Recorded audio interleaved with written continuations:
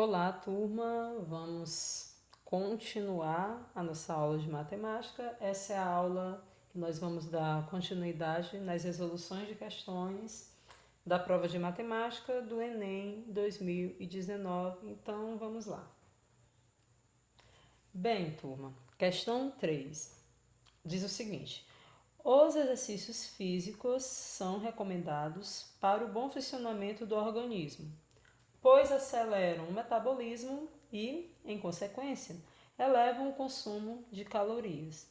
No gráfico estão registrados os valores calóricos em quilocalorias, gasto em 5 diferentes atividades físicas, em função, do tempo dedicado às atividades, contado em minuto. Então, nós temos aqui um gráfico que relaciona calorias de 5 diferentes atividades físicas com o tempo dedicado a essas atividades em minuto. Qual dessas atividades físicas proporciona o maior consumo de quilocalorias por minuto? Então, nós temos uma questão que envolve análise de gráfico. Tá? Então, nós temos um gráfico de onde nós vamos retirar as informações.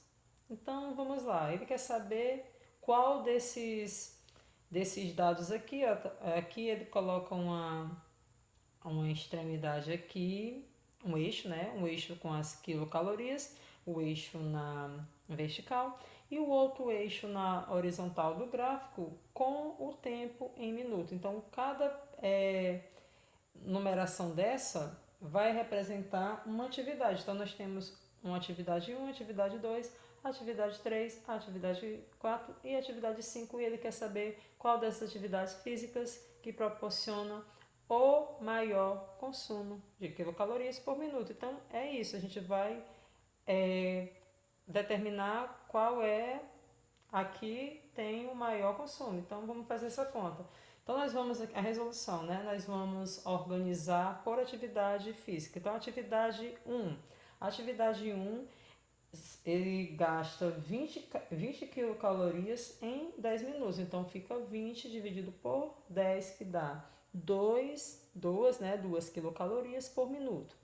Aí, a gente vai agora para a atividade 2. A atividade 2 gasta 100 quilocalorias em 15 minutos. Então, fica 100 dividido por 15. Se você for fazer essa conta, 100 dividido por 15, que são os dados da atividade 2, isso vai dar 6,66666 quilocalorias por minuto. Agora vamos analisar a atividade 3. Na atividade 3 é 120 calorias em 20 minutos. Então a conta fica assim: atividade 3, 120 calorias em 20 minutos. Essa conta está igual a 6 quilocalorias por minuto. Vamos fazer a análise da atividade 4. A atividade 4, ele gasta 100, né? A pessoa que for fazer o exercício 4 gasta 100 quilocalorias em 25 minutos. Então, atividade 4, 100 dividido por 25 é igual a 4 quilocalorias por minuto. E por último, a atividade 5. A atividade 5, a pessoa gasta 80 quilocalorias em 30 minutos. E 80 dividido por 30, se você for fazer essa conta, dá igual a 2,66 quilocalorias por minuto. Se você for observar das 5 atividades, a atividade que gasta maior, né, que tem o maior consumo de quilocalorias por minuto é a atividade 2. Então, a resposta da questão é o item B, ó, atividade. Então, qual o item que diz aqui? Qual o item que diz se gasta maior energia? A gente sabe que é a atividade 2 e o item que fala da atividade 2 é o item B, que é a resposta da questão. 6,6. Observem também aqui, ó, que as maiores atividades estão aqui, os 6,6 e o 6. E todas as outras são menores, ó, 2, 4 e 2,66. Se você for fazer uma análise, se você for fazer tipo um aqui, você vem aqui e faz tipo uma diagonalzinha aqui, ó, tá vendo? Se você for fazer uma diagonalzinha bem aqui, observa que os valores que ficam acima desse traço aqui, ó, se você for fazer um traço aqui, Fez um traço aqui, estou fazendo aqui imaginário. Quais são os dois valores que ficam acima? Aqui, ó, é o 2 e o 3. Então, justamente aqui, ó, o 2 e o 3 que foram os maiores valores. Aí você, se você fosse fazer essa conta de uma maneira rápida, se você fosse ficar indeciso entre dois, e você ia ficar indeciso entre o 2 e o 3, e você ia ter que fazer a conta, e aqui dá para verificar, né, que esse valor aqui é maior do que esse. 100 dividido por 15 dá um número maior do que 120 dividido por 20, que dá 6. Então, se você for passar uma diagonal, quem fica acima da diagonal é o 2 e o 3, e você ficaria entre o 2 e o 3, e fazendo a conta, verificaria que o item B, que é a atividade 2, é a resposta da questão. Se você quiser mesmo ter certeza, fazendo um por um, você faz aqui, do jeito que eu fiz. Pega cada atividade dessa, dá 1 até a 5, faz as divisões de quilocaloria por minuto e o valor maior, que nesse caso é 6,6, é a resposta da questão. Bem, é isso, uma questão de análise de gráfico, bem tranquila, vamos continuar. Bem, turma, a questão 4. Vamos lá. Um professor aplica durante os 5 dias úteis de uma semana testes com 4 questões de múltipla escolha a 5 alunos. Os resultados foram representados na matriz. Então, nós temos uma matriz aí com os resultados desses testes. Nessa matriz, os elementos das linhas de 1 a 5 aqui, linhas 1 a 5, linha 1, linha 2, linha 3, linha 4, linha 5, representam as quantidades de questões acertadas, certo? Então, as linhas de 1 a 5 representam a quantidade de questões acertadas pelos alunos Ana, Bruno, Carlos, Denis e Érica. Então, a quantidade de questões aqui, ó, por linha, representa os alunos, a Ana, o Bruno, o Carlos, o Denis e a Érica, respectivamente, nessa ordem, né? Enquanto que as colunas aqui, as colunas da matriz, as colunas de 1 a 5 indicam os dias da semana, de segunda a sexta, respectivamente, em que os testes foram aplicados. O teste que apresentou maior quantidade de acertos foi o aplicado na. Então, observe, gente, aqui, ó, que todos os itens falam de dias da semana. Então, se todos os itens falem de dias da semana, você vai focar em dia da semana. Então, vamos para a resolução. É uma questão que envolve o seu conhecimento sobre matrizes. Então, vamos lá. Então, eu vou pegar essa matriz e vou colocar aqui e a gente vai escrever o que a questão diz. Ó. Os elementos da linha de 1 a 5 representam as quantidades acertadas dos alunos Ana, Bruno, Carlos, Denis e Érica. Então, ó, cada linha dessa representa a quantidade de questões acertadas pelos alunos. Então, ó, Ana, essa linha 1, o Bruno, linha 2, o Carlos, linha 3, o Denis, linha 4 e a Érica, linha 5. E as colunas, ó, colunas de 1 a 5 indicam os dias da semana. Ou seja, se as colunas indicam os dias da semana, qual vai ser o nosso foco? Coluna. Então a gente vai olhar somente para a coluna. Esquece as linhas, porque se a questão só fala de dias da semana e dias da semana estão representados nas colunas, a gente vai focar nas colunas. Respectivamente, os testes foram aplicados. Pronto, então vamos para a resolução. Qual é a pergunta? O teste que apresentou maior quantidade de acertos foi aplicado em que dia da semana? Então a gente vai olhar para cá. Coluna da segunda-feira, coluna da terça-feira, coluna da quarta-feira, coluna da quinta, coluna da sexta. E vamos fazer o somatório. Então, ó, na segunda, 3 mais 3, 6. 6 mais 2, 8. 8 mais 3, 11. Então, 11 acertos. Na terça, 2 mais 2, 4 mais 2, 6 mais 2, 8, mais 2, 10. 10 acertos na terça. Na quarta, 0 mais 4, 4, mais 2, 6. 6 mais 4, 10. Mais 0, 10. 10 acertos. Na quinta, 1 mais 1, 2, mais 3, 5, mais 1, 6, mais 4, 10. 10 acertos na quinta. E na sexta, 2 mais 2, 4 mais 2, 6 mais 0, 6 mais 4, 10.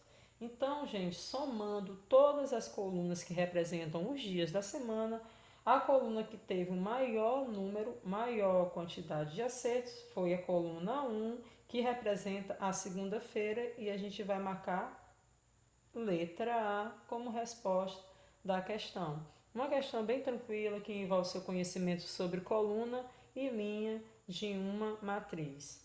Linhas e colunas. Pronto, sabendo dessa informação, você faz somente um somatório e bem tranquilo. Essa foi a nossa questão 4.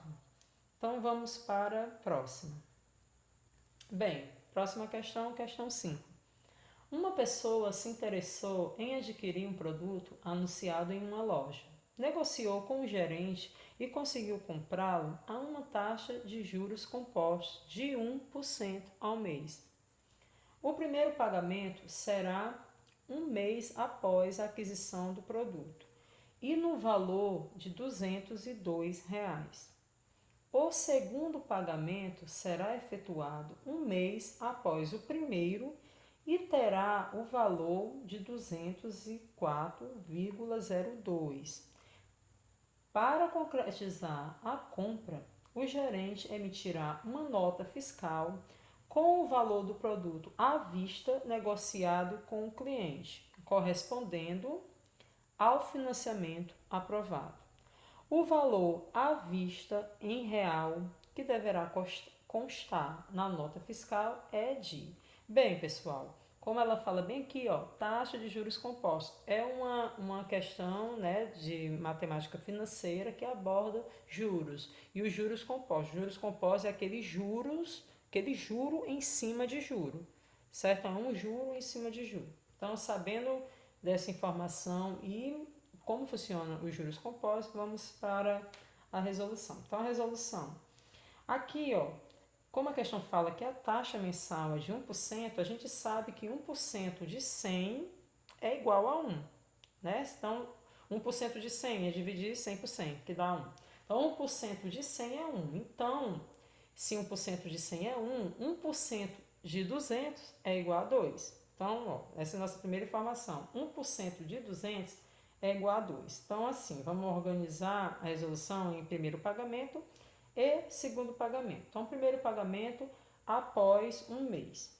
Ó, o primeiro pagamento será um mês após a aquisição do produto e o valor foi de 202, certo? Se ele vai pagar 202, a gente vamos observar o seguinte, ó, 1% de 200 é igual a R$ 2.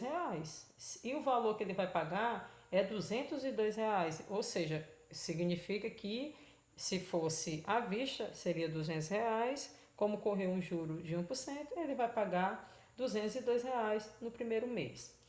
No segundo pagamento, em outro mês. Ó, no segundo pagamento, ele já diz assim, ó, o segundo pagamento será efetuado um mês após o primeiro e terá um valor de 204,02. Então, ó, se 1% de 200 é igual a R$ 2 e o valor que foi pago no primeiro mês foi de R$ 202, então ele pagou R$ 202, que é 1% de 200. Isso no primeiro mês, esse é 1% cobrado dos juros. Só que a gente vai cobrar juros em cima dos juros. Agora, o 1% no segundo mês do pagamento é 1% de 202. E 1% de 202 é igual a R$ 2,02. É só você pegar o 202 e dividir por 100. E dividir por 100, essa casinha aqui, essa vírgula aqui, ó, voltar uma, duas casas, fica 2,02. Então, quanto é 1% de 202? É R$ 2,02. Então, o valor que ele vai pagar é o R$ 204,02, que é o mesmo valor que ele informa aqui. Então, ó, se ele pagou 202 no primeiro pagamento, que é 1% de 200, né? 200. E se no segundo pagamento ele pagou 204,02, que é 1% de 202, significa que se esse pagamento fosse à vista, porque ele quer colocar assim, ó, ele quer colocar na nota fiscal o valor do produto à vista, é como se ele tivesse assim, vou parcelar em 2 vezes, ou vou parcelar em 2 pagamentos. No primeiro mês eu vou pagar R$ 200, só que vai cobrar o juro de 1% em cima dos R$ 200, que dá 202. E no segundo mês, como é juro composto, se não tivesse esses juros, ia ser outra prestação de 200. Então seria 200 no primeiro, 200 no segundo. Só que correram os juros de 1%. Então, no primeiro mês, ele pagou 202 e os juros agora, o outro 1% do outro mês vai em cima do 202, que dá 204,02, que é o valor total que ele pagou.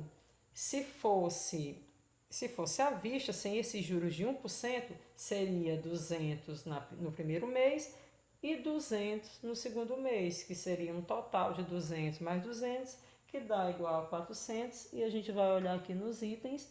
O item que é igual a 400 é o item B, que é a resposta da questão. Então, a resposta da questão é o item B. É uma questão que envolve juros compostos com uma taxa de 1% e você consegue identificar rapidamente aqui, ó, pelo fato de você saber que 1% de 200 é 2. Se ele está pagando 202, a primeira prestação só pode ser de 200. Então, se você for fazer a conta, 200, 1% dele dá 202. Como é juros compostos, ele vai ter que pagar na outra prestação 1% de 202. E 1% de 202 é 2,02, que dá 204,02, que já é a prestação do segundo pagamento. Se você tem essas informações, isso volta para R$ 200, por isso que é R$ 200 no primeiro pagamento e 200 no segundo pagamento, que dá um total de 400, que é a resposta dessa questão. Então, uma questão de juros compostos, matemática financeira. Bem, turma, essas questões foram questões do Enem, da prova de matemática do Enem 2019, o segundo dia, o caderno azul.